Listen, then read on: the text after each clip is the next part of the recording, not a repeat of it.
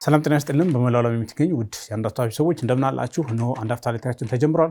በቅድሚያ ዛሬ አንድ አፍታ ዕለታ የምንመለከታቸውን ዋና ዋና ጉዳዮችን አስቃኛችሁ።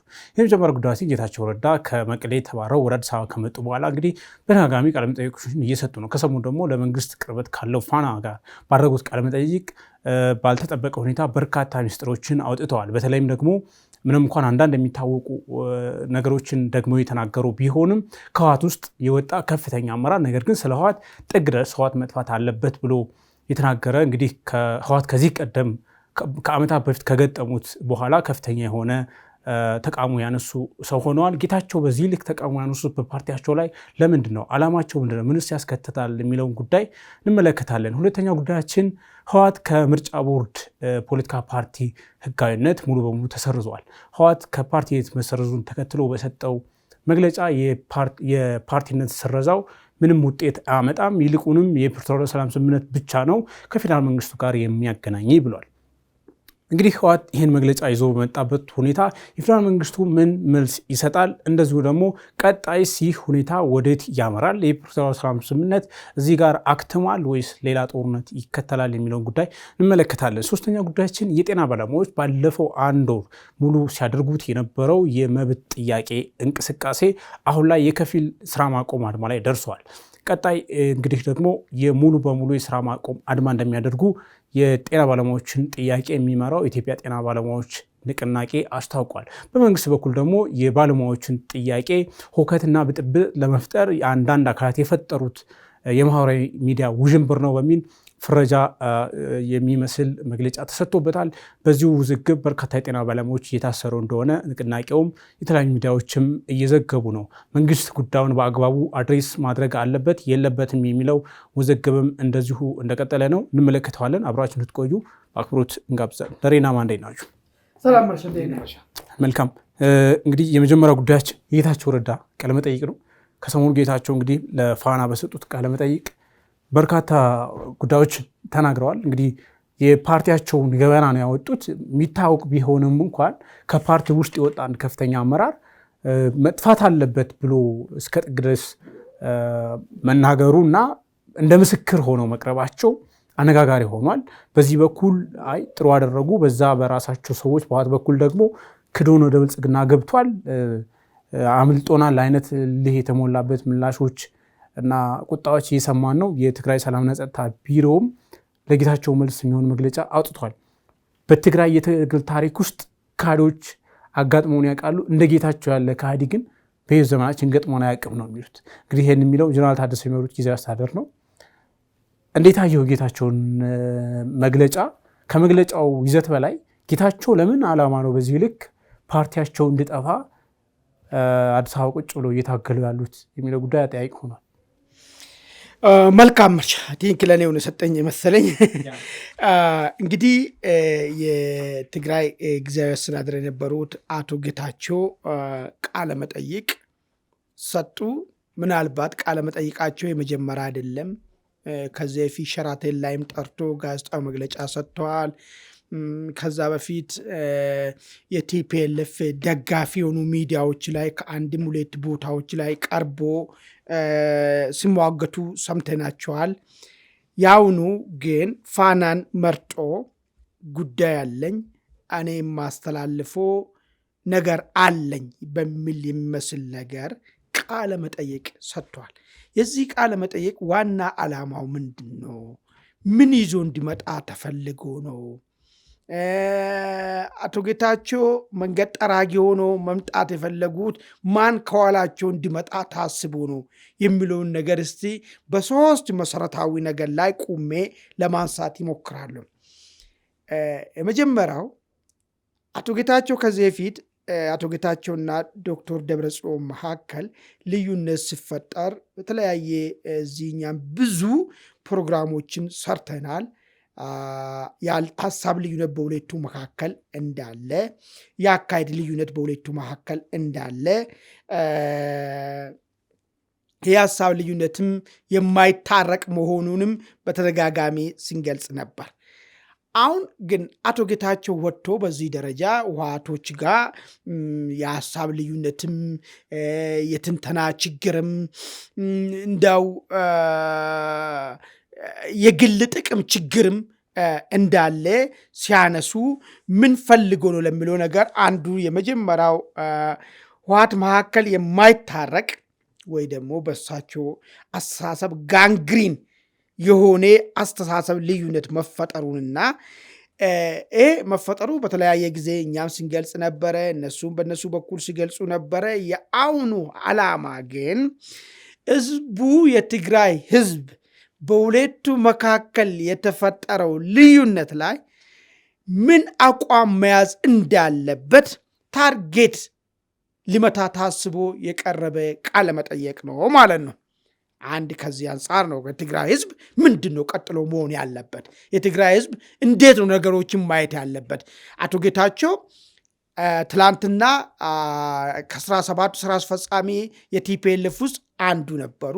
አንድ የነበሩ ሰው ቲፒኤልኤፍን እስከነ ቁመናው ማለት ኢትዮጵያ ፖለቲካ ላይ ፈራጅ በነበረበት አድራጊ ፈጣሪ በነበረበት ዘመን የነበሩበት ቲፒኤልኤፍን የሚያውቁ ከዛ ተገፍትሮ መቀሌ ሲገባ በመቀሌ ላይ አኩራፊ ሆኖ ሲቀመጥ ምን ቁመና እንደነበረው ጠንቅቆ የሚያውቁ ከዛ የትግራይ ህዝብ ላይ የህልውና አደጋ መጥቶበታል፣ ጄኖሳይደሮች ወረራ አካሂዶበታል፣ ይህን ጄኖሳይደሮች እናጠፋለን ብሎ ተንቤ በረሃ ሲሄዱ ግንባር ቀደም ፕሮፓጋንዲስት ሆኖ ያገለገሉ አቶ ጌታቸው ዛሬ ለትግራይ ህዝብ ሊነግሩት የፈለጉት ትልቅ ምስጢር ስላለ የትግራይ ህዝብ አቋሙን መያዝ ያለበት ጉዳይ ስላለ ነው። አንዱ እሱ ነው። ሁለተኛው ነጥብ አቶ ጌታቸው እና የህወሓት መካከል የማይድነውን ያኛውን ጋንግሪን ከፌዴራል መንግስት ጋር ሆኖ ለመቁረጥ ወይ ደግሞ የፌዴራል መንግስት በዚህ ጉዳይ ላይ አቋም እንዲይዝ እዛ ያለው ትግራይ ክልል ይኸውልህ፣ የመጀመሪያው በደንብ ተከታተልከኝ። የመጀመሪያው ነጥብ ትግራይ ህዝብ በስሙ የሚነገደው በሱ የሚታገሉለት ነፃ ያወጡት ትግራይ ህዝብ ምን አቋም መያዝ እንዳለበት ግልጽ ያለ ነገርን ማሳየት ፈልጎ ነው ለትግራይ ህዝብ። ሁለተኛው ነጥብ ግን ፌዴራል መንግስት ራሱ ይህንን ጋንግሪን እዛ ተፈጥሯል የሚሉት አቶ ጌታቸው ጋንግሪኑን ላይ እርምጃ እንዲወስዶ ፌዴራል መንግስቱ ራሱ ኢንፍሉዌንስ የማድረግ ስራ ሊሰሩ አስቦ ነው። ይሄ እንዴት ተደርጎ ለሚለው ነገር እሳቸው ከሰባቱ አንድ የነበሩ ሁለት ስራ አስፈጻሚ ቡድን የክራይም ኢንተርፕራይዝ የወንጀለኞች ንግድ ካምፓኒ ነው አይን ነገር ካምፓኒ ነው የሚል ነገር አመጡት ማለት ነው። አንድ በሉ። ሁለተኛው የትግራይ ህዝብን የሚዘርፍ ኃይል ነው። ከዛም አልፎ ተርፎ ሰዎችን ዜጎችን የሚሸጥ ዜጋን የሚሸጠው እና አውቲ አማጽያኖች እና አልሸባብ ናቸው። ስለዚህ አቶ ጌታቸው የራሳቸውን አንዱ ከሰባቱ ስራ አስፈጻሚ ውስጥ አንዱ በነበሩበት ድርጅት ሽብርተኛ መሆኑን በይፋ ወጥቶ የመሰከሩበት በምን ተግባሩ ይሄን በማድረግ የሰው ልጆችን እንደ ዕቃ ይሸጣል። የሰው ልጆችን በእንደ ዕቃ ይሸጡ ያሉ ቡድኖች በአሁኑ ሰዓት የሽብር ተግባር ነው የሚለውን ነገር ለፌዴራል መንግስቱ እየሰጡት ነው ያለው። ስለዚህ የፌዴራል መንግስት ምንድነው ማድረግ አለበት? ይሄንን የሽብር ቡድንን ማጽዳት ግዴታው ስለሆነ ኢትዮጵያ ቴሪቶሪ ውስጥ ነው ያለው የሽብር ቡድን። ይህ ሽብር ቡድን ደግሞ ማጽዳት የፌዴራል መንግስት ግዴታው ስለሆነ ይሄንን ያደርግ ዘንድ ነው ግፊት ሊያደርጉ ፈልጎ ነው። ይሄን ግፊት ሲያደርጉ ግን እኛ አሉ አቶ ጌታቸው አሁን እያመጡ ያሉ ሂዱ ምቷቸው፣ ሽብርተኛ ዛለ አጥፉ ምናምን የሚል ፖይንት ብቻ ያለ አቶ ጌታቸው እያነሱ ያሉት አብረን ተባብረን እንመታለን። ከመታም በኋላ ራሱ እንደ ከዚህ በፊቱ የትግራይ ህዝብ ላይ ጫና የመጣበት ከሌላ ቦታ ገዢ እንዲሆን የመጣበት ምስለኔ ነው እንዳይባል ለትግራይ ህዝብ ከዛው መካከል የበቀል ነው። ለሱ ብዙ መከራ ያየ ነው። ብዙ ጭንቅ ውስጥ የገባን ሰዎች አለንና እኛ ቦታው ላይ መልሱን የሚልም ሀሳብም የያዘ ነጥብ ነው ማለት ነው። ኦኬ ፌዴራል መንግስቱና አቶ ጌታቸው እንዴት ይተማመኑ ነው አሁን ነጥቡ። ይሄ ከሆነ አሁን ትግራይ ህዝብ እርግጠኛ ነኝ አቶ ጌታቸው እኛ ስንነግረው እኛ እኮ ዛሬ 10 ዓመት በፊት ነው የትግራይ ህዝብ በጥቂት ማፊያ ቡድኖች ተይዟል። ይህ ማፊያ ቡድን ነው የጠቀመ አይደለም። ጥቂት ማፊያ ቡድን ነው። ትግራይ ህዝብ ማፈርገፊ ነው። ከሌላ ኢትዮጵያ ህዝብ ጋር መጋጨትም የለበትም ለዚህ ቡድን ብሎ ይህም ቡድን ነው ማሽቀንጣት ያለበት ተብሎ ሲባል ኦኬ እናንተ የትግራይ ጠሎች ናቸው፣ ትግራዋያን ስላልሆናችሁ ስለ ትግራይ ሀሳብ መስጠት የለባችሁም ሲባል ነበር።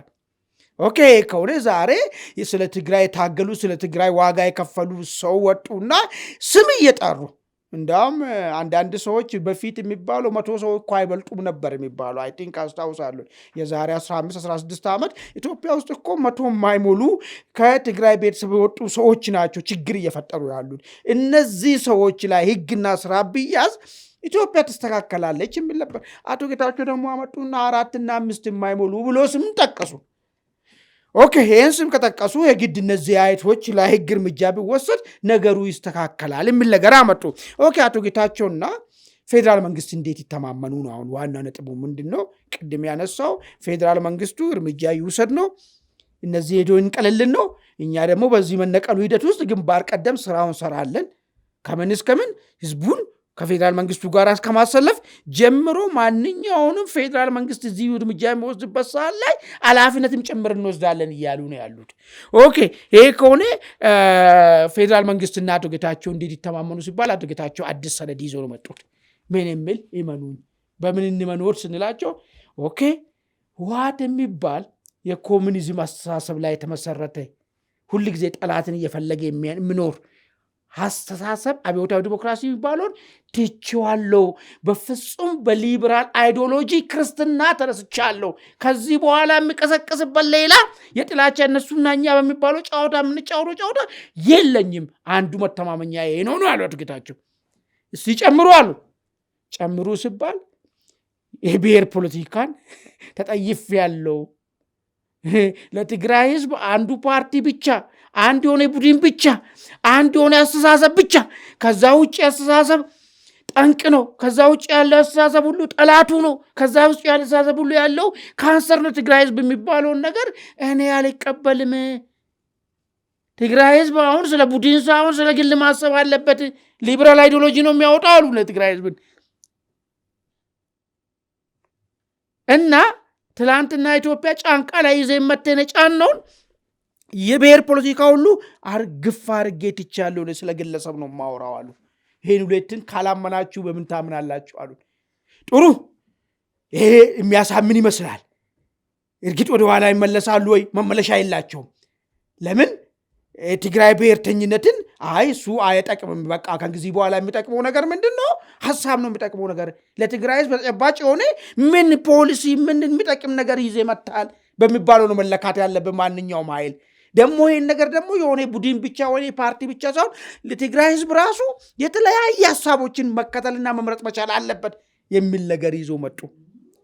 ይሄ አስተሳሰብ ቀላል ይመስላል። የኢትዮጵያ ፖለቲካ ውስጥም ትልቅ የሮል ነው የሚያመጣው። ምንድነው ጥቅሙ?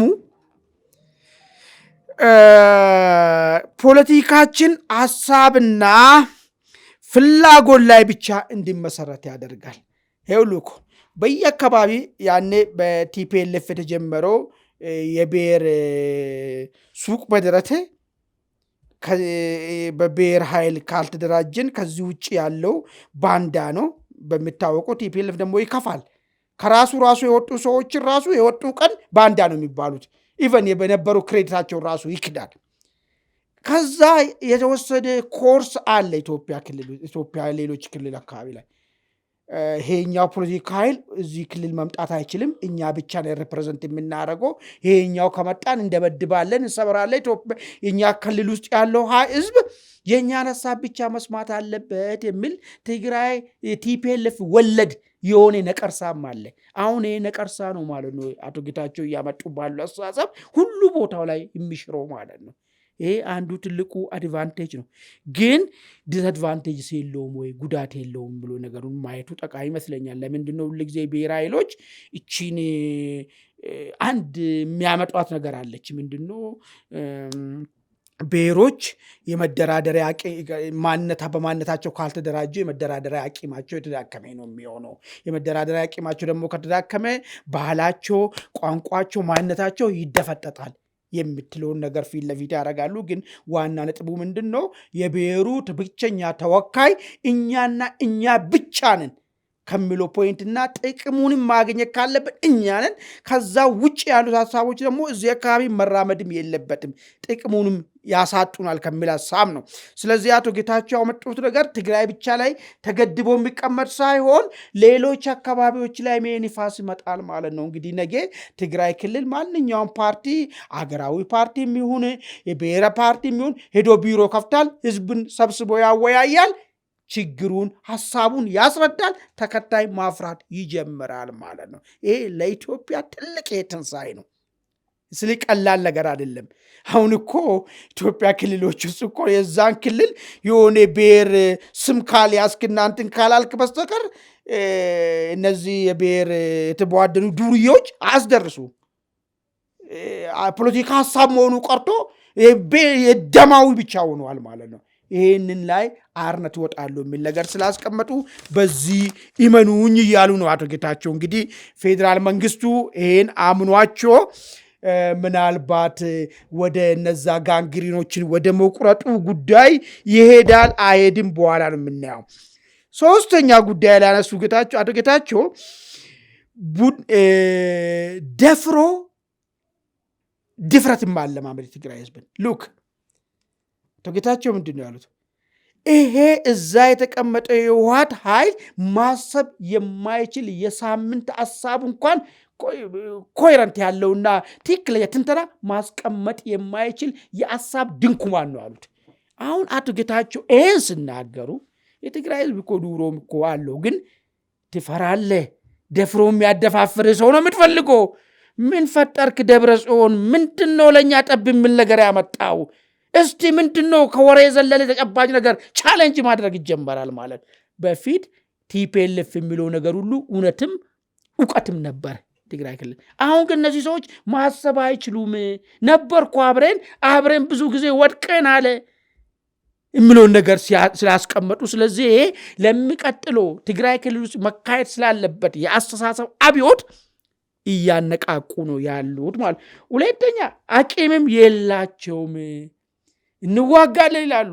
አሁን እኮ ሌሎች ኢትዮጵያ አካባቢ የሚንቀሳቀሱ ሌሎች አማጽያኖችም ነገ ቲፒኤልኤፍ ይጀምራል፣ በሚቀጥለው ቀን ቲፒኤልኤፍ ይጀምራል የሚለው ምንድን ነው? ቲፒኤልኤፍ አቂም ያለው መዋጋት የሚችል ጥሩ ቁመና ላይ ያለው አድርጎ የሚያስቡ አሉ። አቶ ጌታቸው ባካቸው አትሸወዱ።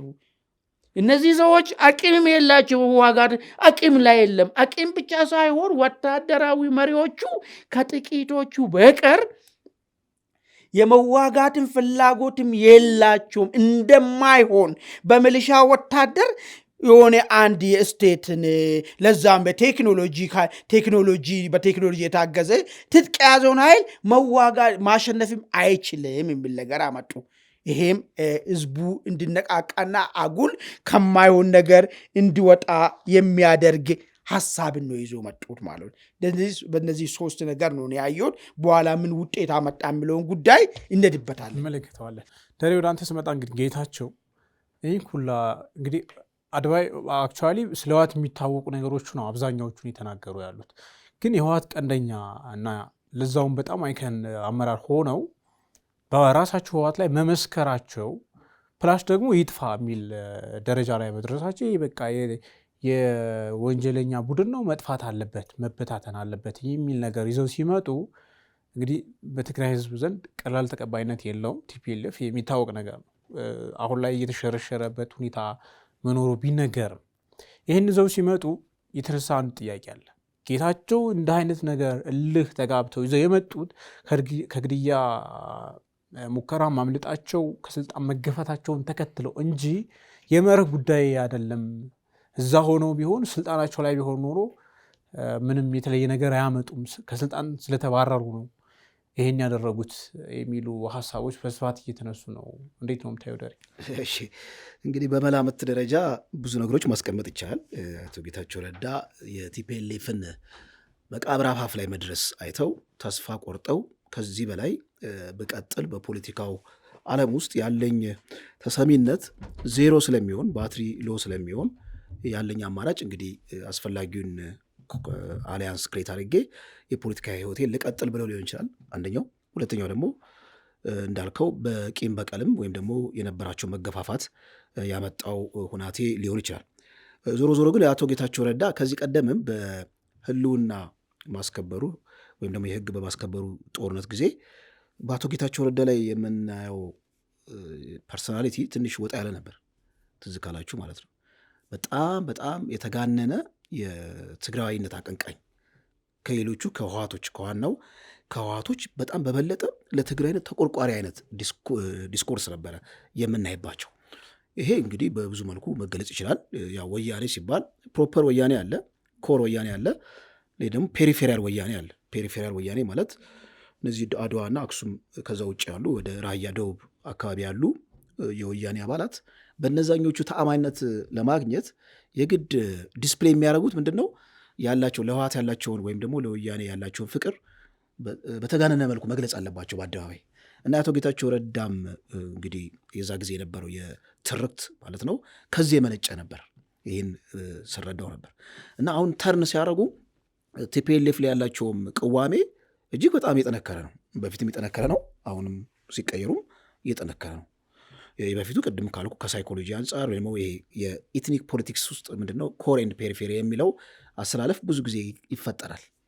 ዋና መሀል ላይ ያለ ያ ደግሞ ተመልካች አይነት ነገር በስብና ደረጃ በአካባቢ ደረጃ አካባቢ አይነት ስሜትም ስላለ ማለት ነው። ከዛ አንጻር ሊመነጭ ይችላል ብለን ልንደመደም ይችላል። የአሁኑ ግን ጠንከር ያለ ለቲፒኤልኤፍ ሞት እንዲሁም ደግሞ ለመንግስት ደግሞ ትልቅ ድል አይ ቲንክ ለመንግስት ብቻ ሳይሆን እኔ አሁን ስልጣን ላይ ያለው መንግስት ብቻ ሳይሆን ወደፊት የሚመጣ መንግስት ቲፒኤልኤፍ በሰርቫይቭ ማድረጉ ለኢትዮጵያ የፖለቲካ ጤናማነት ምንም አስተዋጽኦ የለውም እና እንደውም መንገድ ጠራጊ ነው የሚሆነው። አሁን ያለው መንግስት ቲፒኤልኤፍ ላይ የሰራው ስኬት በስኬት ደረጃ ከተቆጠረ ትልቅ ስኬት ነው ለእኔ።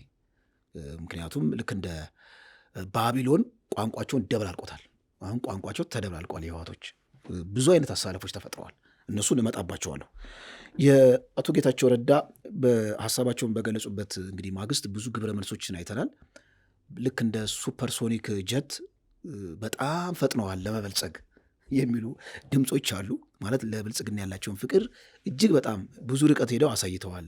ለምሳሌ አዲስ አበባ ውስጥ ያሉትን ልማቶች ልክ እንደ ፍሬም ኦፍ ሪፈረንስ ወስደው ሌሎች አካባቢዎችም እነዚህ ልማቶች መፈጠር አለባቸው የሚለውን ሁናቴ የመንግስትን ስኬት የበለጠ ዲኮሬት ለማድረግ ሄደዋል። ከጦርነቱ ጋር በተያያዘ ከመንግስት ይልቅ እንዳለ ኃጢአቱን ወደ ቲፒኤልኤፍ ደፍድፈዋል ብለው በክስ ደረጃ የሚያስቀምጡ ነገር አለ። ዞሮ ዞሮ ግን ከእርሳቸው ይሄ በጣም ትልቅ ተርኒንግ ፖይንት ነው። በነገራችን ላይ እርሳቸው እዚህ መንግስት ሚዲያ ላይ ቀርበው እነዛን ሁሉ ነገሮች ሲገልጹ ብዙ ነገሮች ተፈጥረዋል። 3 አይነት አስተላለፎችን ተመልክተናል። የመጀመሪያው አስተላለፍ እንግዲህ የፌዴራል መንግስቱንም ሻዕቢያንም የጄኖሳይዳል ኤጀንት ወይም ደግሞ በትግራይ ላይ ለተፈጠረው ሁለንተናዊ ምስቅልቅል ወይም ደግሞ ሰብአዊ መብት ቀውስ ተጠያቂ መሆን ያለባቸው የፌዴራል መንግስቱና ሻዕቢያ ናቸው ብሎ የፈረጁ አሉ የትግራይ ኃይሎች። አሁን እነሱ ምንድን ያሉት እነ ደብረ ጽዮንም ወደዛኛው ጄኖሳይዳል ኤጀንት ወይም ደግሞ የዘር ጭፍጨፋውን አርክቴክት ወደ ሆነው ወደ ሻዕቢያ ሄደዋል። እነ ጌታቸው ረዳም ደግሞ የፌዴራል መንግስቱ እንግዲህ የዘር ጨፍጫፊው ዋናው አርክቴክት ነው ብለው ሄደዋልና ግራ ገባቸው ሁለቱም። አሁን ማንን ይደግፉ? እንደዚህ አይነት ኃይሎች ተፈጠሩ። እነዛ ወደ ሻዕቢያም ሄደዋል፣ ይኸኛው ወደ ብልጽግና ሄደዋል። ለዚህ ነው አሁን የመርህ ጉዳይ ነው ወይ? አሁን ጌታቸውም እዛም መቀሌ ያለው ቡድን ለምሳሌ አሁን አንተ ያልከው የፌዴራል መንግስቱን የኤርትራ መንግስት የአማራ ኃይሎችን በጄኖሳይድ ሲከሱ ነበር አይደለ? አሁን ጌታቸው ጄኖሳይድ ፈጽሟል ብለው ሲከሱ የነበረው የፌዴራል መንግስቱ ወይም ወደ ብልጽግና ገብተው ስልጣን ተጋርተው 4 ኪሎ ነው ያሉት። እዚህ ሆነው ነው እንደዛ አይነት ክሶችንም እያቀረቡ ያሉት። አሁን ያቀረቡ ክስ ትክክል ነው ትክክል አይደለም፣ በዚህ አብዛኛው ሙግት ቲፒኤልኤፍ አብዛኛው ፐብሊክ የሚያውቃቸው ነገሮች ናቸው የተናገሩት። ለምሳሌ እሳቸው ያመኑት አፋርና አማራ ላይ ጀስት ምንም እንዳልፈጠሩ ነበር እነሱ የሚያወሩት። ጭራሽ አያነሱትም ነበር። ከባድ የሚባል በደል መፈጸሙንም አምነዋል። አሁን ጥያቄው የመርህ ነው ወይስ ደግሞ የስልጣን ሽኩቻ ነው ወይ ነው አሁን አሰላለፉ። ሁለቱም አንተ እንዳልከው በጄኖሳይድ ኃይልነት ሲከሷቸው ወደ ነበሩት ወደዛ የተከፋፈሉት ግን እንዳልከው አሁን ለምሳሌ ምንድነው አዲስ ነገር አልተናገሩም የሚለው ነገር እኛ ስንናገረውና ጌታቸው ረዳ ሲናገሩት ይለያያል። ምስክርነት ነው የሰጡት በራሳቸው ድርጅት። ምስክርነት ቀላል አይደለም። ገብቷል። እኛ ብንሆነ ያው ነን ትግራይ ነህ፣ ስለዚህ የትግራይ ጠልነህ ምንም ከትግራይ አንጻር ስንመለከተው ምንም አይነት ተቆርቋሪነት ስለሌለ ይሄ በቃ ከጥላቻ የመነጨ ሀሳብ ነው ብለው ሲከሱ ነበር። አሁን ግን ከራሱ ከአቶ ጌታቸው ረዳ ኮር ከሆኑ አመራር ይህን ሁሉ ኃጢአት ወይም ሀገር ወዳድ የሆኑ ዜጎች ሲሰነዝሩ የነበረውን ሀሳብ በሙሉ በአቶ ጌታቸው ረዳ በደንብ ማረጋገጫ አግኝቷል። ብዙ ነገር ማለት እና እንዳልከው ሁለቱም እንግዲህ አሁን ጁኒየር ፓርትነር ሆነዋል የሚሉት። አሁን ጌታቸው ረዳም ወደ ብልጽግና ሲገቡ ልክ ትከሻ ለትከሻ እየተገፋፉ ሳይሆን እንደ ጁኒየር ፓርትነር ሆነው የገቡት። ወደ ሻዕቢያ የሚገባው የደብረጽዮንም ጁኒየር ፓርትነር ሆነው የሚገባው እንጂ በደንብ የፖለቲካ አሊያንሱ የትግራይን ዶሚናንስ ወይም ደግሞ የትግራይን ኤሊት ወይም የትግራይን ልዕልና የሚያሳስባቸው ኤሊቶች ሁለቱም ኃይሎች የትግራይን ህልውና አፈር ድሜ ያበልተዋል ብለው የሚከሱ ወገኖች ተፈጥረዋል። ይሄ አንደኛው መደብ ነው። ሁለተኛው መደብ የነ ደብረጽዮን አምርሮ የሚደግፍ መደብ ነው። ይሄኛው በጣም እኔ በህልም ዓለም ውስጥ ያለ መደብ ነው። እውነት ለመናገር ምንድን ነው የሚለው ልክ እንደ ቴራፒ ወሰደው በቃ ቶሎ ሀገር ነው በቃ ምን እንጠብቃለን? ጌታቸው ረዳ እንደውም ቆሞ ትግራይ ሀገር ስትሆን ማየት ነው የምንፈልገው የሚል ቡድን አለ። እነ ስታሊን አይነት ትርክት ማለት ነው። ከዚህ ቀደም ኢትዮጵያ ስትፈርስ በአይኔ ቆሜ ማየቴ እድለኛ ነኝ ብሎ ሲናገር ነበር ስታሊንና አሁንም ትግራይ ሀገር ሆና ጌታቸው ረዳ በቁሙ ይመለከታል የሚል እንደዚህ አይነት ቡድን አለ። የነ ደብረጽዮን ቡድን ይህ ተስፋ ከመቁረጥና ሌላ አማራጭ ከማየት ብዙም የፖለቲካ ርቀት የሚያስኬድ አጀንዳ ተሸክመው ሲያቀነቅኑ የነበሩና ነባራዊ ሁኔታን ከትግራይ የፖለቲካ አንጻር በደንብ አስታርቀው መራመድ ያልቻሉ የሀሳብ ድሃ የሆኑ ስብስቦች የፈጠሩት ነገር ነው። ሶስተኛው አሳለፍ የተፈጠረው አሁን ያየነው እንግዲህ ተቃውሞ ሰልፍ ነው። የት ማይጨው አካባቢ ተመልክተናል። ይህ እንግዲህ በትግራይ ፖለቲካ ውስጥ ሆነን ለመናገር እጅግ በጣም ሊበረታታ የሚገባ አዲስ የፖለቲካ ዳይናሚክስ ነው። እንዴት መዋቅር ሞቢላይዝ አድርጎ አጌንስት ዘስታተስኮ አጌንስት ቲፒኤልኤፍ ማመፅ የሚችል የሚቃወም ቡድን ተፈጠረ። እንደ ትንሳኤ ነው መቆጠር ያለበት ለትግራይ ራሱ። ምክንያቱም ህወሓትን የሚቃወም በተቋም ደረጃ በስትራክቸር ደረጃ ህዝብን ሞቢላይዝ የሚያደርግ ቡድን ተፈጥሯል እና የጌታቸው ረዳ ቀላል የማይባል ድጋፍ እንዳለ የሚያሳይ ነው። ሶስተኛው ቡድን የመጀመሪያው ቡድን ሁለቱንም የሚጠላ ሁለቱም ወደ ጄኖሳይድ አካል ገብተዋል ይላል። ሁለተኛው ደግሞ እነ ደብረ ጽዮንን ቡድን በጣም አጥብቆ የሚያቆለጳጵስና ከሻዕቢያ ጋር ያለው ግንኙነት መጠንከር እንዳለበት ለሀገረ ትግራይ ዋስትና የሻዕቢያ መኖር እጅግ በጣም አስፈላጊ እንደሆነ በማንኛውም አስፔክት ከኢትዮጵያ ጋር ያለን ጋብቻ በቃ አሁን ውሉ መፈታት አለበት የሚል የነ ሳልሳይ ወያኔ በርቀት የሚያስቡትን ዛሬውን እንፈጽመው የሚል ቡድን ማለት ነው። ሶስተኛው እነ ጌታቸው ረዳን የሚደግፍ መሬት ላይ ያለ በጣም ሲግኒፊካንት ነበር ያለው ቡድን ተመልክተናል። የአቶ ጌታቸው ረዳን ወደ መንግስት ተቀላቅለው ስለ ህወሓት ኃጢአት ወይም ደግሞ ህወሓት ላይ ያለውን ጉድፍ በሚናገሩበት ጊዜ አንድ ሁነት ነው ትዝ ያለኝ። እንግዲህ ይሄ በታሪክ ነው የምናውቀው ወይም በጽሁፍ ነው የምናውቀው ወይም ደግሞ ኢቲቪ ቀርጾ ባስቀመጠው አብርሃም አያዬ የሚባሉ የህወሓት ትልቅ ሚስጥር ይዘው በትልቅ ደረጃ አመራር የነበሩ ወደ ደርግ የገቡ ነበረ። ደርግን በደንብ ተጠቅሞባቸው ነበር በጊዜው። ህወሓት ወደፊት ምን እንደሚያስብ ሀገረ ትግራይን መፍጠር እንደሚፈልግ ከወልቃይትና ራያ ራሱ እንዴት እንደመውሰድ እንደሚፈልግ ካርታውን ገና ወደ 4 ኪሎ ሳይመጣ ግልጽ ያደርጉበት ሁናቴ ነበር እና ከዛ በኋላ ከአብርሃም ያየ በኋላ ትልቅ ባለስልጣን አቶ ጌታቸው ረዳ ነው ወደ መንግስት። ምናልባት እንትኑ ቢለያይም አናሎጂ ቢለያይም አቶ ጌታቸው ረዳ በትልቅ አመራር ደረጃ ወደ መንግስት ገብተዋል። የቲፒኤልኤፍን ምንድን ነው ይሄ የልብ ምት በማፍጠኑ ረገድ ቲፒኤልኤፍ ወደ ሞት አፋፍ ቀርቧል የሚለውን ነገር እኛ በንድፈ ሀሳብ የምንተነትነውን ስጋ እንዲለብስ በማድረጉ ረገድ አቶ ጌታቸው ረዳ ትልቅ አስተዋጽኦ አስቀምጠዋል። እንግዲህ ዲያስፖራ ያለው የቲፒኤልኤፍ የትግራይ አጠቃላይ ፖለቲካ ግድ የሚለው ዜጋ ብዙ ጉራማይሉ ሀሳቦችን ያንሸራሸረ። መልካም። ምናልባት አሁን ይሄ ሁኔታ ሲመጣ ጌታቸው ይሄን ያክል የከረረ የድርጅታቸው መጥፋት አለበት መክሰም አለበት ብለው ሲመጡ ሌላው አብሮ ተከትሎ የመጣው ነገር የቲፒኤልኤፍ ከፖለቲካ ፓርቲነት ታሪክ መሰረዝ ነው። ቲፒኤልኤፍ ከፓርቲነት ሲሰረዝ አደገኛ ነገር ይመጣል ምናምን የሚል አስቀድሞ ዛቻዎች ምናምን ሲያነሳ ነበር። ጌታቸው በዚህ ልክ እንግዲህ የታጠቀም ኃይል እሳቸውን የሚደግፍ እየተደራጀ እንደሆነ እየሰማን ነው። ከህዝብም የሆነ እሳቸው የትውልድ አካባቢ ላይ በተለይ ሌሎች አካባቢዎች ላይ ድጋፍ እንዳላቸው እየሰማን ነው። ትግራይ ውስጥ እንደዛ አይነት ሁለት አሰላል በተፈጠረበት ሁኔታ ቲፒኤልኤፍ ታሪክ ወደ መሆን ከተሰረዘ በኋላ አልቀበልም የሚል ነገር መጥተዋልና ይሄ ነገር ወዴት ያምራል?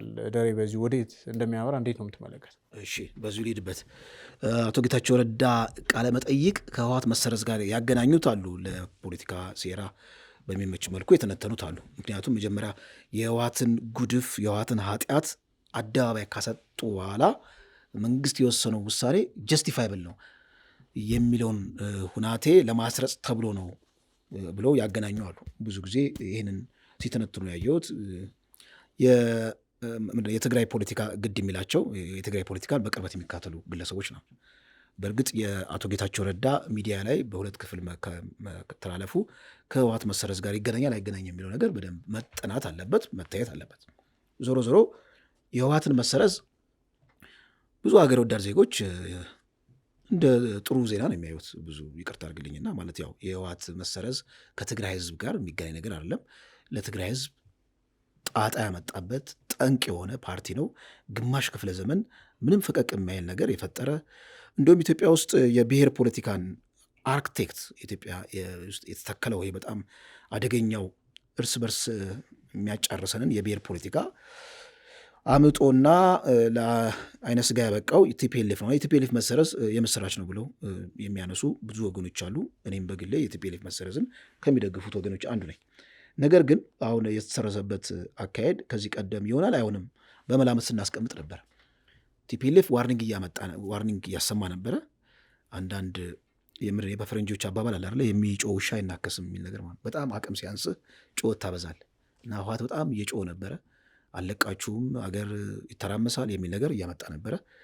ዞሮ ዞሮ ግን የመጀመሪያ ግብረ መልስ የእሱ ግብረ መልስ የቲፒኤልኤፍ ግብረ መልስ ለኤዩ እንዲሁም ደግሞ ለአሜሪካ አምባሳደር ለተለያዩ የዲፕሎማት አካላት ደብዳቤ ነው የበተነው። ደብዳቤው ላይ ስትመለከተው ሁለት ጥያቄ የሚያስነሳ ነገር አለ። እዛ ላይ ሀሳቡን ስትመለከተው እኔ የፌዴራል መንግስትን ልክ እንደ ሉዓላዊ ሀገር ያለመቁጠር ሁኔታ ምክንያቱም በውስጣዊ ጉዳይ የውጭ ኃይሎች ጫና አሳድረው ወደ በጠረጴዛ ዙሪያ እንዲያወያዩን መጠየቅ ራሱ ስመለከተው አንደኛ ሉዓላዊነትንም ጥያቄ ምልክት ውስጥ ማስገባት ነው። አሁን ለምሳሌ ህወሓት በሚሰረዝበት ጊዜ ባያምንበትም ማለት ነው ወደ ህግ መውሰድ ይችላል። ህግ እንግዲህ ነፃ አይደለም፣ መንግስት የሚጠቀምበት ነው፣ ራበር ስታፕ እንደፈለገ መንግስት የሚያሽከረክረው ነው የሚለው ነገር እሱ ሌላ የመከራከሪያ ነጥብ ነው። ነገር ግን እንደው በቃ ተሰርዣለሁ አይደለ በቃ ወደ ህግ ጉዳይ ወስጄ በህግ ጉዳይ ይህን ነገር እከራከራለሁ ብሎ እስከ መሄድ የሚያደርስ የፖለቲካ ቁርጠኝነት ከህወሓት አይምሮ ሊመነጭ አይችልም። ምክንያቱም ህወሓት ራሱ 4 ኪሎ ያለውን መንግስት እንደ ሉዓላዊነት ኢትዮጵያ እንደ ሉዓላዊነት ራሱ እየቆጠራት አይደለም። እኔ ደብዳቤው ዝም ብዬ መንፈሱ ሰነብ ልክ አንድ የውጭ ሀገር መንግስት እና የኢትዮጵያ መንግስት በድንበር ጉዳይ ተጋጭተው ያ የድንበር ጉዳይ ሳይፈታ ቀርቶ ከእንደገና ተጥሶ እስቲ ከእንደገና አሸማግሉን የሚል ነገር ነው መንፈሱ ስትመለከተው እንጂ አንድ ሀገር ውስጥ ያለ የሚያስተዳደር አካል የጠየቀው ጥያቄ አይደለም። እና ብዙ የሶቨርኒቲ ጥያቄ የአንድ መንግስት እንግዲህ ስትንፋስ ምንድነው? ሶቨርኒቲ ነው። ህግን የማውጣት ህግን የማስፈጸም እነዚህን በተዋረድ የመስራት ስልጣን ነው። አሁን የምርጫ ቦርድ ማለት ህግ አስፈጻሚው በደንብ ለህግ አውጪው ተጠያቂ የሆነ አንድ አካል ነው። በኢትዮጵያ ንፍቀ ክበብ ውስጥ የፖለቲካ ንፍቀ ክበብ ውስጥ እንግዲህ በህግ የምንተዳደር ከሆነ ያንን ህግ ተፈጻሚ የማድረግ ኃላፊነት አለ ማለት ነው። እና ከህግ አንጻር ስንወስደው ቲፒኤልኤፍ የፕሪቶሪያ ስምምነት እያለ የሚያጭበረብረው ሁናቴ እውነት ለመናገር ከመርህ ጋር የሚጋጭ ነው። የሄደበትም አካሄድ ትክክለኛ አካሄድ እንዳልሆነ ከዚህ ቀደም ስናነሳ ነበር። አንድ ግን ከፌዴራል መንግስቱ ላይ የሚነሳው ቅሬታ ምንድን ነው? መጀመሪያ ቲፒኤልኤፍ ጋር ሲፈራረም ቲፒኤልኤፍ ይሄ እንትኑ ምንድን ነው ይሄ የአሸባሪነቱ ታጉ ተነስቶ ነበር መሆን የነበረበት። የተወካዮች ምክር ቤት ታጉን ለጥፎበታል። ያን ታግ የተወካዮች ምክር ቤት አንስቶ ከዛ በኋላ ነው ከህወሓት ጋር መነጋገር የነበረበት የሚል አንድ መከራከሪያ ነጥብ ነበረ እና ይህንን ሀሳብ ይህንን ውሳኔ ዘሎ ነው መንግስት ቀጥታ ከቲፒኤልኤፍ ጋር የተፈራረሙ። ሲፈራረም ቲፒኤልኤፍን ሪኮግናይዝ አደረገው፣ ሚቹዋል ሪኮግኒሽን የሚል ነገር መጣ። አሁን ግን ሲሰረዝ ፕሪቶሪያ ስምምነት የለም፣ በቃ ተሰረዘ። ትልቁ ጥያቄ የሚሆነው አሁን የፌዴራል መንግስቱ ከማን ጋር ነው የሚነጋገረው? ትግራይ ጋር ካለው ማለት ከጊዜያዊ አስተዳደሩ ጋር ነው የሚነጋገረው። ጊዜያዊ አስተዳደሩ ውስጥ ደግሞ 50+1 ህወሓት ነው እና ህወሓትን እንደ ህወሓት ህልውናውን ከካድ ነው ከጊዜያዊ አስተዳደር ጋር ኮሚኒኬት በሚያደርግበት ጊዜ በምን አይነት ፕሮቶኮል ነው የሚነጋገረው የሚለው ነገር ሌሎች ኮምፕሌክስ ኢሹዎች ይመጣሉ።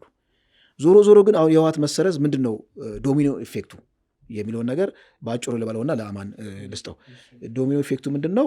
አንደኛ እኔ ጦርነት ውስጥ ይገባል ብዬ አላስብም። ምክንያቱም ጦርነት ማለት ብዙ ኮስት አለው። የቲፒኤልኤፍም አቅም ታሳቢ ማድረግ አለብን። ሻዕቢያ የተለያዩ ስራዎችን እየሰራ እንደሆነ ይታወቃል። እንደውም አንድ መረጃ ያየሁት ምንድን ነው የጌታቸው አሰፋ የቀድሞ የደህንነት ኃላፊ አስመራ ታይቷል የሚል ነገር ተመልክተናል። ስቲል የቲፒኤልኤፍ ባለስልጣናትም ወደ አስመራ አሁንም እግር እያበዙ ነው የሚል ነገር አለ። ስለዚህ የሆነ ሴናሪዮ አለ ወይ ግጭት ሊፈጠር የሚችልበት ሁናቴ ብለን እንድጠረጠር ያደርጋል። ዞሮ ዞሮ እንግዲህ ከመንግስት ወገን እኔ ሊኖሩ የሚችለው ግብረ መልስ አሁን ራያ አካባቢ፣ ደቡብ አካባቢ ብቅ ብቅ እያለ ያለ ተቃውሞ አለ። ይህንን ካፒታላይዝ ነው የሚያደርገው እና ትልቁ ቁልፍ ያለው ከማዕከላዊ መንግስቱ ይልቅ የትግራይ ህዝብ ላይ ያለው የትግራይን ፖለቲካ ወደ ሌላ ወደ ጤናማ አቅጣጫ ለመቀየር እኔ የትግራይ ፖለቲካ ላይ ትልቁ አስተዋጽኦ ያለው የትግራይ ህዝብ ነው። ምክንያቱም ቅዋሜውን ጀምሯል። ቲፒኤልኤፍን ለመጣል ትልቁን ስራ መስራት ይገባዋል የሚል ነገር ነው። መልካም አማን፣ እንዳንተ ስመጣ እንግዲህ የቲፒኤልኤፍ መሰረዝ መምጣት ዳግም ጦርነት ውልደት ነው የሚል ነገር በጣም በስፋት እየተሰማ ነው። እንግዲህ እንደ አሜሪካ እንደ አውሮፓ ህብረት ያሉ ግምገማ አድርገው ነበር። ከሰሞኑ ይሄዱ ነው ያረጋገጡት እነሱ። መሰረዙ በራሱ የፕሪቶሪያውን ሰላም ስምምነት አደጋ ውስጥ የሚጥል ነው የሚል ነው ቲፒኤልኤፍ እያመጣ ያለው። ኦኬ፣ አሁን የፌዴራል መንግስቱ ደግሞ አይ ስምምነቱም ከጊዜያዊ አስተዳደሩ ጋር አስኬዳለሁ ወይስ ደግሞ በየትኛው አካል ምንድነው የሚያደርገው? ኦኬ፣ እንደገና ቲፒኤልኤፍ ያለውን ነገር የመቀበል አማራጭ ነው ያለው ወይስ ደግሞ ጌታቸው እንደሚሉት ቲፒኤልኤፍን በፓርቲነት እንደሰረዘው በኃይል ማጥፋት ነው? ምን አማራጭ ነው የሚወስደው? ወዴት ነው የሚያመራው ሁኔታው የሚለው ነገር አጠያቂ ሆነዋል። እንዴት ታየዋል? መልካም መሰረዙ የፕሪቶሪያል ስምምነቱን አደጋ ውስጥ ይከታል። ቲፒኤልኤፍን ካላወቀ እውቅናውን መልሶ አላቅም ካለ ፕሪቶሪያል እንደተቀደደ ነው የሚቆጠረው ምናምን የሚለውን ይመጣበታሉ። ለምን በመሀል አንድ ድል ብሰጠኝ ኑሮ ቀጥታ በዚህ ነበር የሚሄደው እና የግድ 1-3 ነገሮች ላይ ማውራት አለብኝ። የመጀመሪያው አቶ ጌታቸው እንደዚያ የስሜት ውስጥና ግድያ ሙከራ ስለተደረገባቸው ነው ወይ እንደዚያ አይነትን አቋም ሊይዙ ሄዱት? ደረጀ ቅድም ጥሩ ነገር አንስተዋል። ሁለቱም ቦታ ላይ ገቢ ነው የገቡት የሚል ነገር ነው። አቶ ጌታቸውን ፌዴራል መንግስቱ ጋር ገቢ ነው የገቡት። ዶክተር ደብረጽዮንም ሻዕቢያ መንግስት ጋር ገቢ መግባት ነው የሄዱ ያሉት የሚል ነገር ነው ያነሳውና ይህን የፈጠረው አቶ ጌታቸው ምናልባት ግድያ ሙከራው ባይደረግባቸው ኑሮ አይሆንም ነበረ ይሄ ነገር የሚለው ነገር ላይ ትንሽ ሀሳብ ላንሳ። እሱ ነገር እኔ አልገዛውም። ለምንድን ነው የማልገዛው? ይሄ ፖለቲካ ነው። ፖለቲካ ማለት ደግሞ ያስተሳሰብ ነው። ያስተሳሰብ እና የትኛው ያዋጣልና የትኛው አያዋጣም የሚለው ነገር ነው። ዝም ብለህ ጉዞ ነው የሆነ ተደርድሬ ቁጭ ብለህ ተሰብስበህ ወጥተህ የምትሄዱ ነገር ሳይሆን አእምሮ ያለ እያንዳንዱ ቀን የምታስበው ነገር ውጤቱን መሬት ላይ የምታይበት ነገር እስከሆነ ድረስ ለህዝብ ሰላም ሲያመጣ ህዝብን በተሻለ መንገድ ውስጥ ሲከቶ እና ወይ ደግሞ በተሳሳተ መንገድ ደግሞ ከታሰበ የህዝብን አደጋ ውስጥ ሲገባ ህዝብ ወደ ተሻለ ነገር እንዳይመጣ የሚያደርግ ነገር እስከሆነ ድረስ ሁሉም የራሱ አቋም ይኖረዋል ማለት ነው። ለዛ ይመስለኛል አቶ ጌታቸው ቀድሞም እኛ እዚህ ቦታ ላይ ስንከራከር ነበር። ይሄ አካሄድ አያዋጣም፣ አይ ይሄኛው ቡድን ደግሞ ይሄኛው አካሄድ ያዋጣኛል የሚል ነገር እሱ ሲያመጣ አሁን ወገኔ የኔ እንትኔ ምናምን የሚለው ጫውታው እዛ ጋር ያከትማል ማለት ነው። የሚሆነው ምርጫን የምታደርገው ምንድን ነው?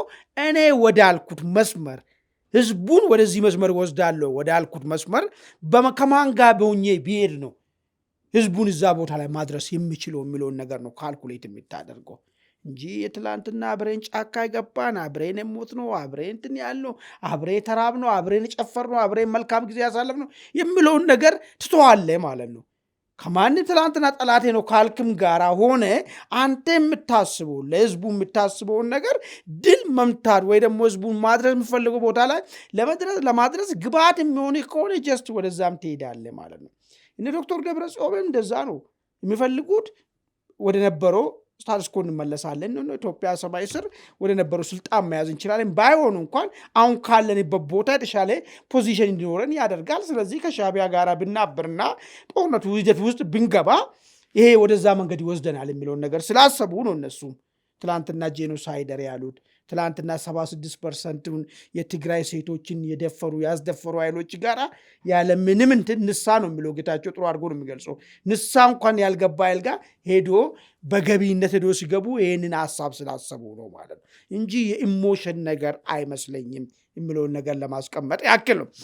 ሁለተኛው ነገር ፌዴራል መንግስቱ በዚህ ሂደት ውስጥ የወሰደው ነገር እኔ አንድ እንደ ጥሩ ተደርጎና ለወደፊቱ ራሱ ትምህርት ሊሆን የሚችል ይኸውልህ፣ ተቃርኖ ያለበት ቦታ ላይ ዝም ብለህ በላዩ የሆነ ሪአክሽን የሚታረግ ከሆነ ተቃርኖ እንዳይታይ ነው የሚያደርገው።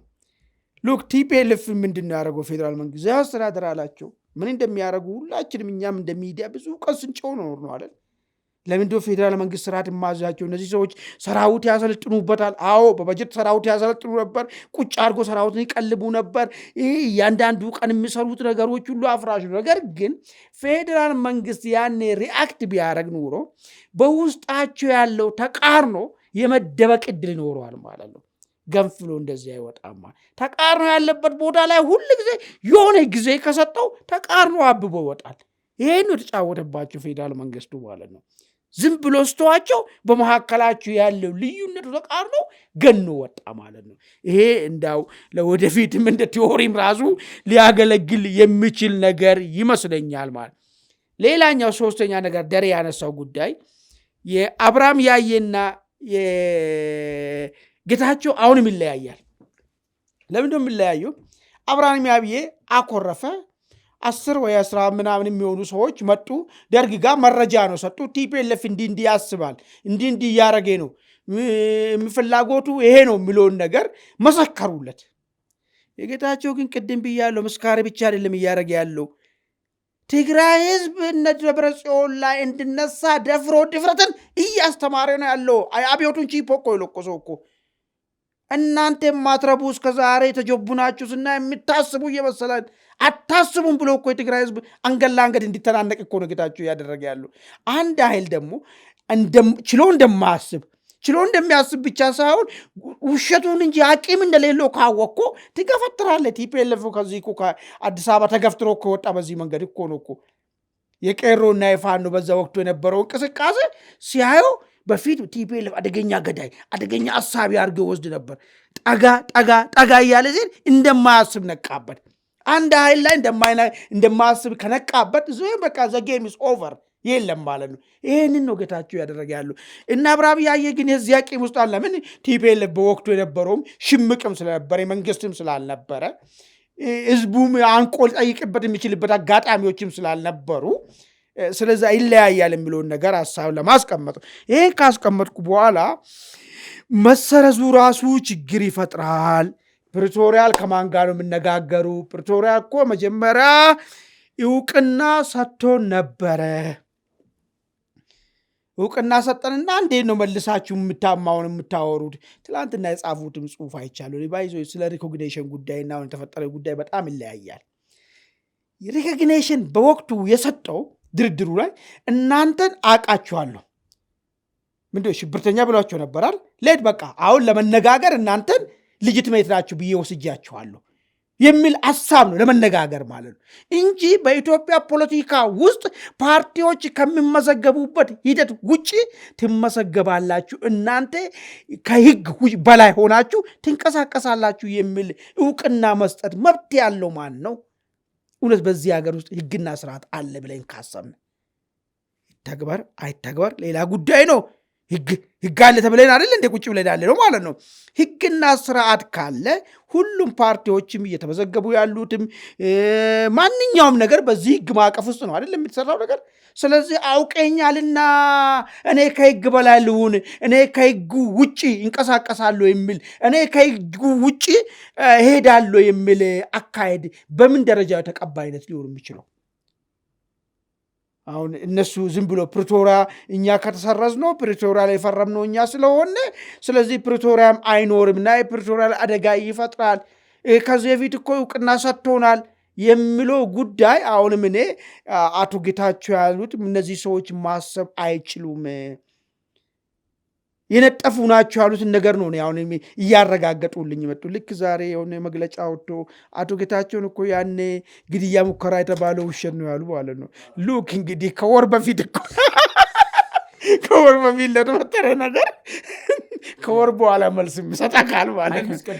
ሐሰት ነው አልተሞከረበትም ብሏል።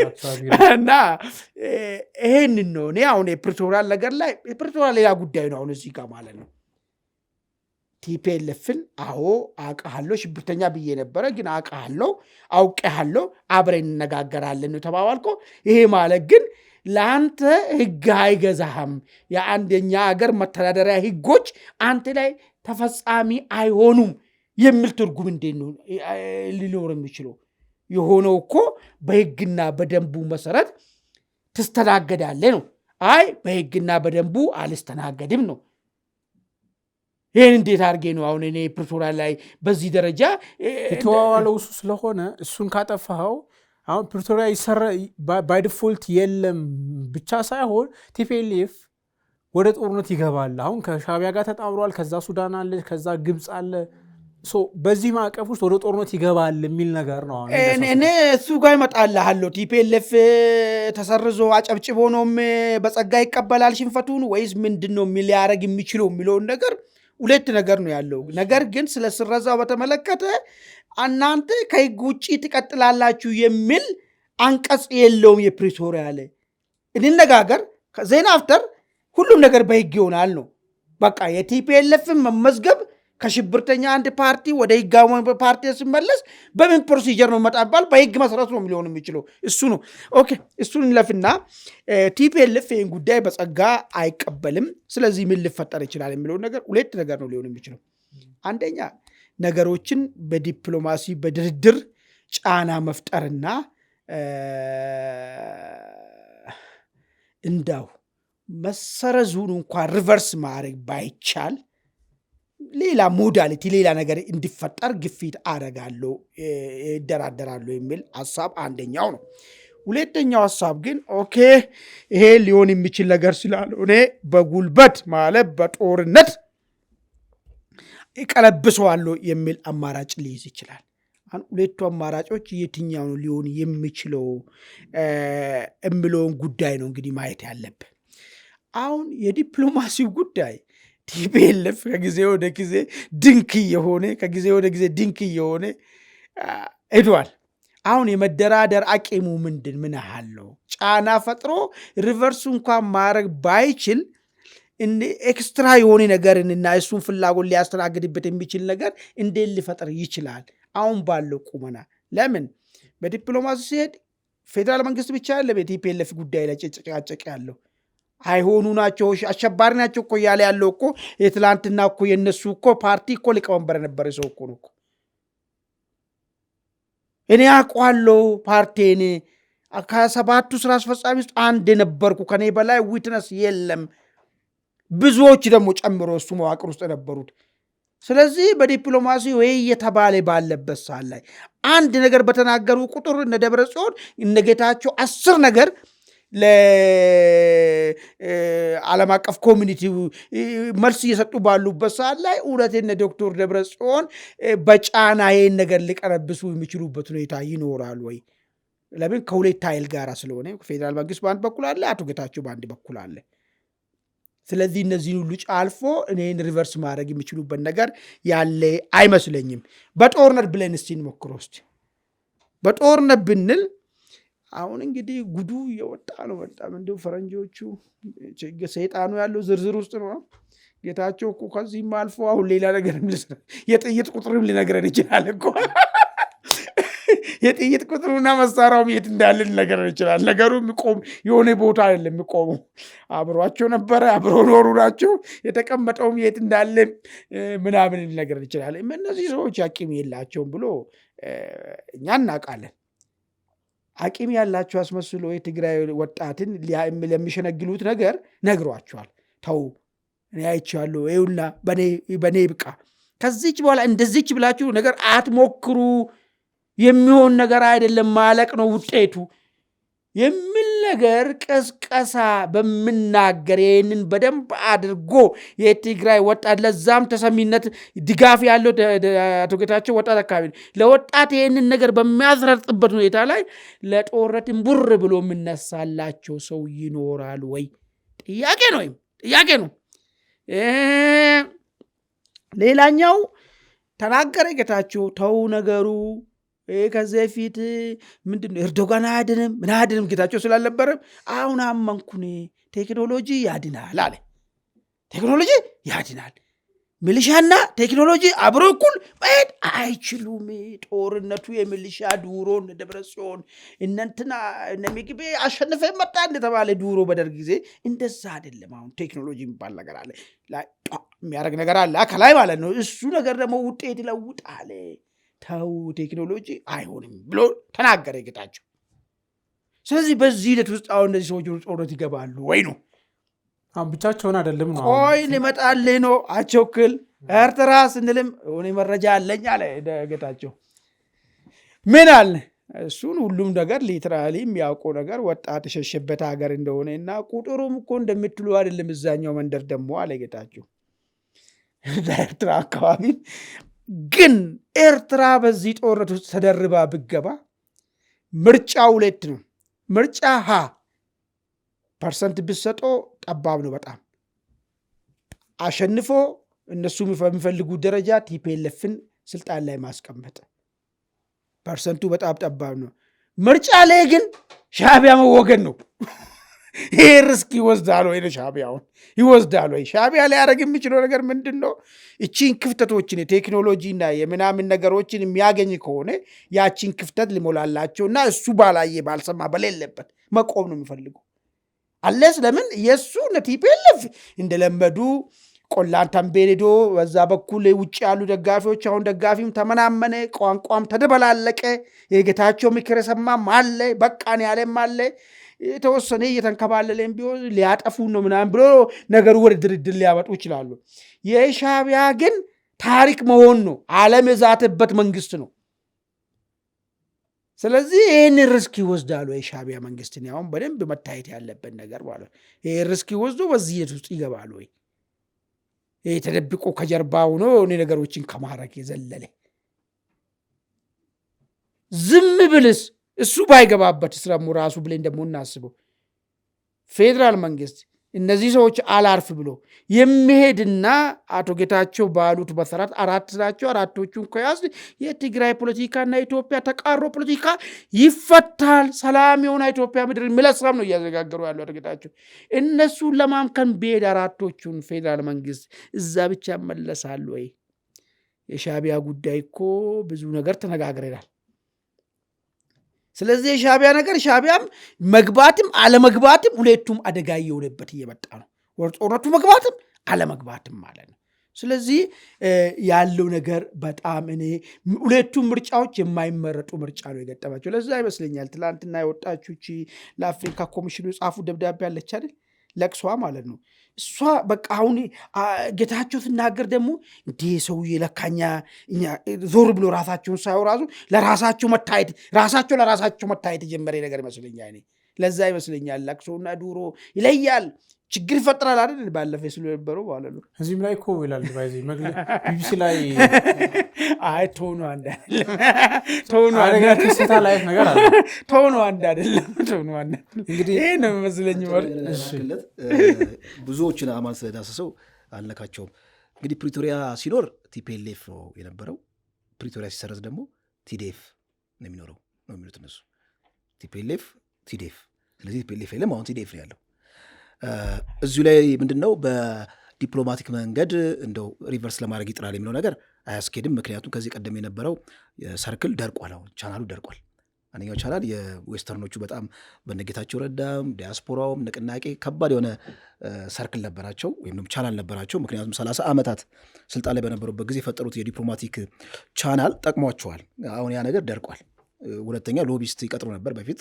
አሁን ስትመለከታቸው በዛ ሂደት ላይ አይደለም ያሉት።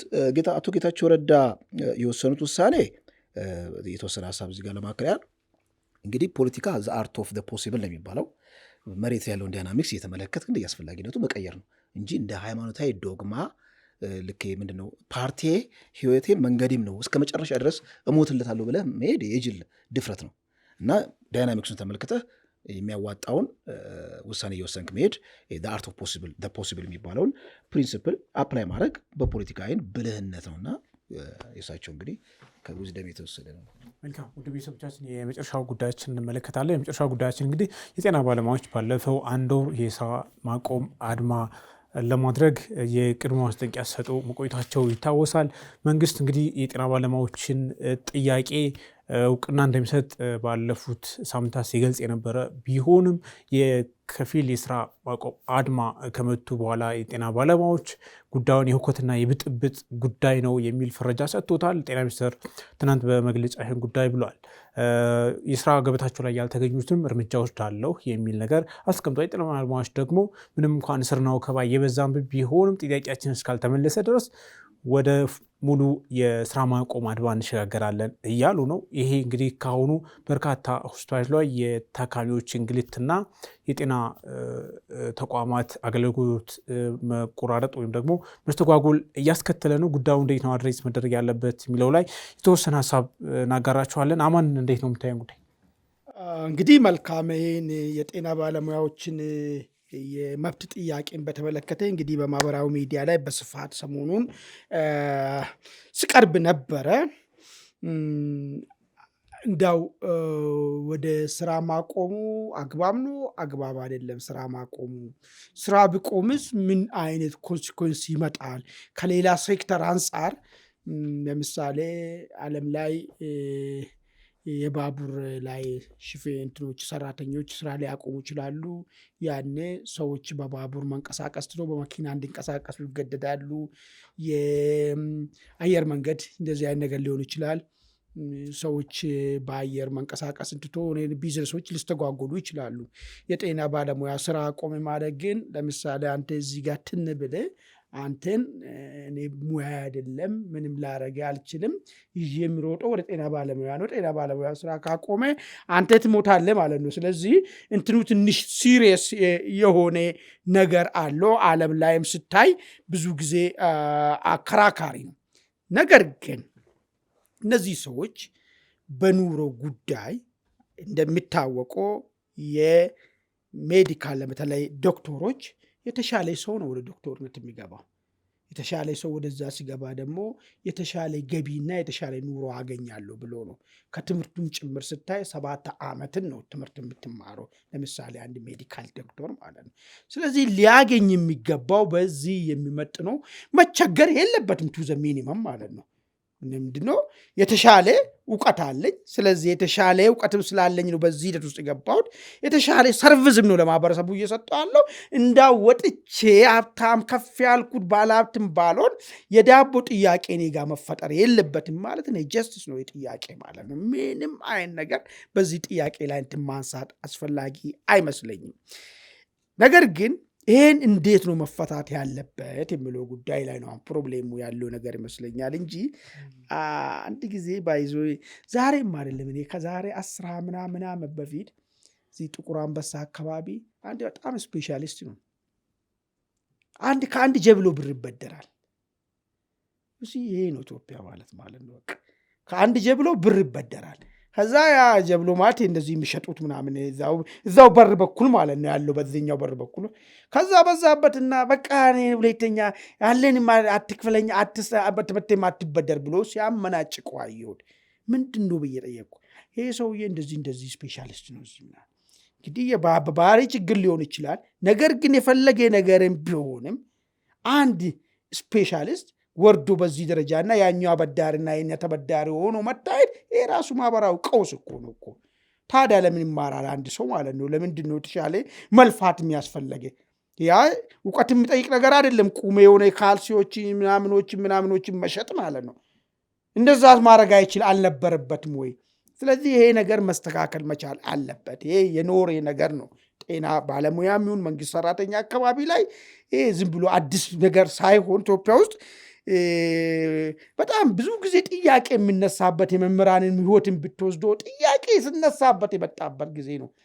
በተለይ እነ ቲፒኤልኤፍ የተማረን ሰውን ማርከስና የተወረደ ነገርና ምንም እንዳለው ሌላ ማረሳየት ሲፈልጉ ዲግሪውንም ዲፕሎሙንም ማስተርሱንም ፒኤችዲውንም ያበላሹ ፕሮፌሰር መስፍን መስለኛል የሆነ ስለዚህ ጉዳይ ላይ በደንብ አድርጎ መጽሐፍ ላይ ጽፈዋል። ከዛ በኋላ ነገሩ እንደዚህ አይነት እየተበለሻሸ መጥተዋል። አሁን ግን እነዚህ ሰዎች የጠየቁትን ጥያቄ አግባብ ነው ወይስ አግባብ አይደለም ብሎ ማየት ነው መሰረታዊ ነገር። እውነት ነው እየተራበ ለምንድን ነው የሚያክመኝ? አንተ ህይወት እየሰጠ ለምንድን ነው ሌላ ሚኒመም ሀብት ማፍራት ባይችል የምግብ ጥያቄ ሊኖርበት አይገባም። ቤት ኪራይ ጥያቄ ሊኖርበት አይገባም። ለሱ የሚመጥን ክፍያ ሊከፈለውም ይገባል። ስለዚህ አገሪቷ ይህንን ኮንሲደር አድርጋ የሚሰጠው ሰርቪስ አንጻር አስፈላጊውን ነገር ማሻሻ በአስቸኳይ ማድረግ አለባት። ይሄ ምንም ጥያቄ ውስጥ የሚገባ ነገር አይደለም። ነገር ግን አይኔ ያቆማለሁ የሚለው ግን የዛ ሲሪየስ እሱ ጫወታ ነው። የአባቴ በእጄ ላይ ብታመምብኝ ወዴት ልጅ ሊሄድ ሆኖ ስራ ቁሜ ምናምን የሚባል ነገር እሱ በጣም የሚያስጠላ ነገር ነው። ለምን እኔ እዚህ ነው ያለሁት ሀገሬ ስራ ቁም ብሎ ኬንያ ቁጭ ብዬ ወይ ስራ ቁሙ ብል እኔ ሰምዌር አሜሪካ ቁጭ ብዬ እኔ እዛ ጋር ልታከም ይችላሉ። እዚህ ላለው ማህበረሰብ ግን እነዚህ ሰዎች ከቆሙ ቅድም እንዳነሳው ባቡር ብቆም ወይ በእግሬ ሄዳለሁ በመኪና ሄዳለሁ። እነዚህ ሰዎች ግን ስራ ቢያቆሙ አንድ የሆነ ይህት አለ ምስት አለ የሆነ ነገር ከሚድ ጋር ተያይዞ በፈጠር ምን ልታረጉ ነው? ሌላ ነገር ሰብስቲቱት እኮ መደረግ እኮ የሚችል ነገር እኮ አይደለም። ስለዚህ እኔ እንደዚህ አይነት ነገርም እንትን የሚያረጉ ሰዎች ራሱ ህዝብ ጠላ አድርጌ ነው የመጣው። ከየት መሰለ? በነገራችን ላይ ዘመቻው የ30 ቀን አንድ ወር ሆኖታል። በዚህ 30 ቀን ውስጥ መንግስት አነጋግሮን ጥያቄያችን የማይፈታልን ከሆነ ስራ ማቆምና አድማ እናደርጋለን ነው እያሉ ያሉ የነበሩት። ከዛ ዝም ተባሉ፣ መልስ አልተሰጣቸውም። ኦኬ ለንግግርም አልተጠራንም። ስለዚህ የግማሽ ወይም ከፊል የስራ ማቆም አድማ እናርግና ኢመርጀንሲን ወሊድን ጽኑ ህሙማንን ያከምን ደግሞ የሚያነጋግረን ከሆነ እንጠብቅ አይነት ነገር ነው እያሉ የነበረው። መንግስት ደግሞ መጨረሻው ሰዓት ላይ ሲደርስ ሁከትና ብጥብጥ የምትፈጥሩ ናችሁ እርምጃ ወስዳለሁ አይነት ነገር ውስጥ ተገባ። መሆን ያለበት አድሬስ ነው መደረግ ያለበት። ስራ ማቆምም ሳይደረስ እንነጋገር ብለዋል በጨዋ ደንብ። አሁን ኋላ ላይ የፖለቲካ ኃይሎችም በድጋፍም ወይም ሃይጃክ ለማድረግም የተንቀሳቀሱበት ሁኔታ ሊኖር ይችላል። መጀመሪያ ግን ፒውርሊ የራሳቸው የጤና ባለሙያዎች ጥያቄ ነው ማንም ያልገባበት ያነሱት። አሁን መንግስት ለሱ መልስ አልሰጣቸውም። ትልቁ ችግር እሱ ነው። አማን አስቀመጥኩ እኮ ምንድን ነው ይሄ ጥያቄ አይደለም ብዬ ቅድም እኮ ያነሳው ዛሬ 10 ምናምን ዓመት እንኳን አንድ ስለማውቀው አንድ የሆነ ስፔሻሊስት ጤና ባለሙያን ባይወክልም ነገር ግን የኑሮ ምን ያህል ችግር እንዳለ ስኪልድ የሆነ ሰማም ፓወርና አን ስኪልድ የሆነ ገቢ እንትኑ የተዛባ የኢኮኖሚውን እኮ መዛባትን እኮ አመላካች ነው። ይሄ መስተካከል ያለበት ነገር ነው። አሁንም ቢሆን እነዚህ ሰዎች የራባቸው እንዴት ነው ሊያክሙኝ የሚችሉ? ቢያክሙኝ ራሱ በአግባብ በምን ደረጃ ሊያክሙኝ ይችላሉ የሚልም ጥያቄ አለ እኮ። ስለዚህ በዚህ ደረጃ ላይ ከደረሱ መልስ መሰጠት ግዴታ ነው። ምንም አይነት ጥያቄ ውስጥ የሚገባ ነገር አይደለም። ነገር ግን እያልኩ ያለው እኔ በማንኛውም ነገር እኔ አንድ ጤና ባለሙያ ስራ ቢያቆም እኔ ብታመም ቤተሰቤ ብታመም ወይም መወደው ማውቆ ሰው ብታመም ወዴት ነው ሊወስደው የሚችለው? እኔ ይሄ በማይቀለድ ነገር ነው ሆነብኝ። ለዛ ነው ምንም ሀሳብ ውስጥም ገብቶ እንደ ሀሳብ መወያየት የሚያስፈልገው ነገር የማይመስለው። ምን ያደርጉ? ግን መንግስትም ጥያቄያቸውን በአግባብ መመለስ መቻል አለበት። አልኩ እኮ እሱን እኮ ያደረ ሲንከባለል የመጣ ችግር ነው። ይሄ ችግር ዛሬ ተወለደም አይደለም። ዝም ብሎ ሲያፌዙ ወያኔዎች ሲያፌዙ የወጡበት ጉዳይ ስለሆነ መብቴ ሊሰጠው ይገባል ነው እያልኩ ያለው። አመሰግናለሁ። ደሬ በአንተ በኩል እንዴት ታያለህ? ብዙም ብሎታል አማን። አጠር ያለ ነገር ለማስቀመጥ ያህል ብዙ ጊዜ እኛ ሀገር የተለመደው በብሔር ተደራጅተህ መብትን መጠየቅ ነው እና በሙያ ተደራጅቶ መብትን መጠየቅ እንደ አዎንታዊ ነገር የሚወሰድ ነው። ምክንያቱም የሜታ ቴክኒክ ነው። ከብሔር የዘለለ በአንድ በሙያ ማዕቀፍ ውስጥ ታቀፈህ መብትን መጠየቅ ወደፊት ራሱ እንደ ሀገር የበለጸገ ፖለቲካ በምንገነባበት ጊዜ እንደዚህ አይነት አደረጃጀቶች በጣም ፕሮሞት መደረግ አለባቸው። ዌስተርኖቹ ጋር እንደዚህ ነው የሚደረጉት እና ዞሮ ዞሮ ጥያቄው በጣም ክሪቲካል ጥያቄ ነው። እርግጥ ነው የጤና ጉዳይ በጣም በጣም በጥንቃቄ መታየት አለበት።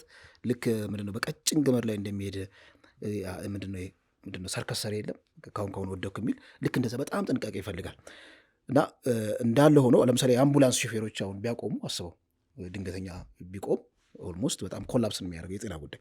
ግን ከመንግስት ወገን ከዚህ ቀደም የለመደው ነገር አለ። ልክ እንደዚህ አይነት ስትራይክ በሚደረጉበት ጊዜ ከወቅቱ ፖለቲካ ጋር አላይን በማድረግ በማጣበቅ ስኬፕ ጎቶ በመፈለግ ወይም የጦስ ዶሮ በመፈለግ የተወሰኑ ግለሰቦችን በማሰር ጉዳዩን ለማዳፈን የሚጣርበት ሁኔታ አለ ከዚህ ቀደም እና ይሄ እንደዛ ማድረግ የለብንም። በቃ በጣም ትሪት አድርገን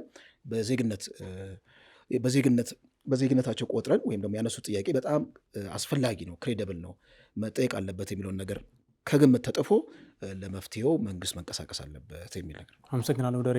እንግዲህ እኛም እያልን ያለ ነው የጤና ባለሙያዎች በጨዋ ደንብ በሰላማዊ መንገድ ያቀረቡት ጥያቄያቸው ምላሽ ይሰጠው። ከዛ የዘለለ ግን እልህ መጋባቱ ወይም ደግሞ ጥያቄያቸውን ፖለቲሳይዝድ ማድረጉ የፖለቲካ ኃይሎችም ደግሞ በራሳቸው የፖለቲካ ስሌት ለመጠቀም ወይም ለማራገብ ወይም ደግሞ ሃይጃክ ለማድረግ የሚያደርጉት እንቅስቃሴም አይበጅም። ለሌሎች ጉዳዮችም አርያ ሊሆን የሚችል ነው። ያደረጉት እንቅስቃሴ በሰላማዊ መንገድ ነው የጠየቁት። በሰላማዊ መንገድ ጥያቄያቸውን አድሬስ ማድረግ ይበጃል እንላለን። የዛሬውን አንድ አፍታ እዚህ ላይ ቆይተናል። ስለተከታተላችሁ እናመሰግናለን። ጤና ይስጥልን።